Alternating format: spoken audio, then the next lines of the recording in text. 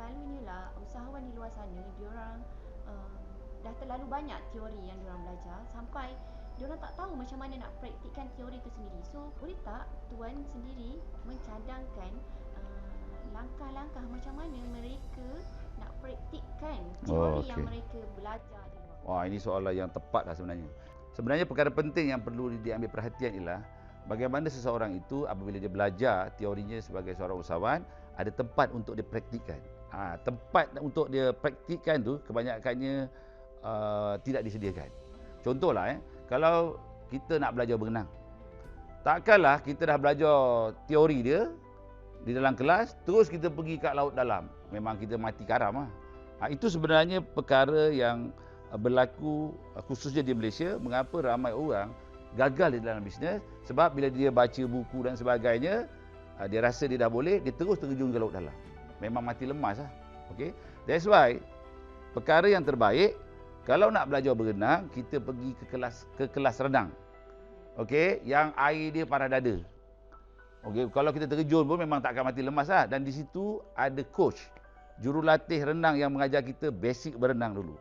Setelah kita pandai berenang, okey, boleh kata orang tahu semua teknik menyelamatkan diri dan sebagainya dan cukup tenaga tadi, barulah kita pergi ke laut, kita berenang ke laut.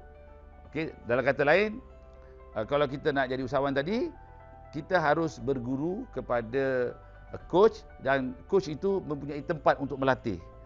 Dan sebab kita tahu ya, dalam bisnes ni sebenarnya 90% pemfokusan mestilah kepada marketing dan sale.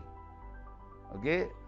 90% orang yang berjaya di dalam keusahawanan sehingga menjadi kaya raya, mereka fokus tepat, iaitu mereka fokus 90% kepada sale and marketing. Bukannya kepada pengurusan, pengeluaran produk.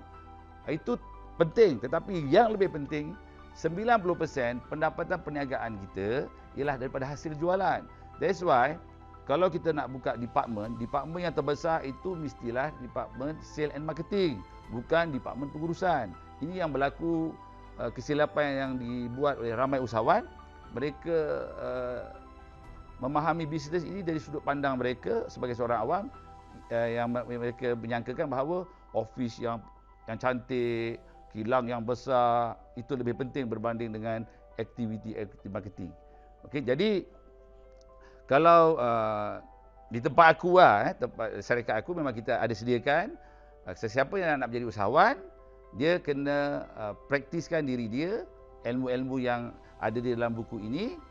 Kita dah sediakan produk dia, kita dah sediakan SOP bagaimana untuk dia step 1, step 2, step 3 sehingga menjadi usahawan. Maknanya di Academic Motivation kita ada dia punya modul berpandukan kepada buku Formula Mencapai Impian, dan kita ada tempat untuk mereka belajar berenang itu, untuk mereka praktiskan budaya bisnes itu, seni-seni bisnes itu kita dah sediakan.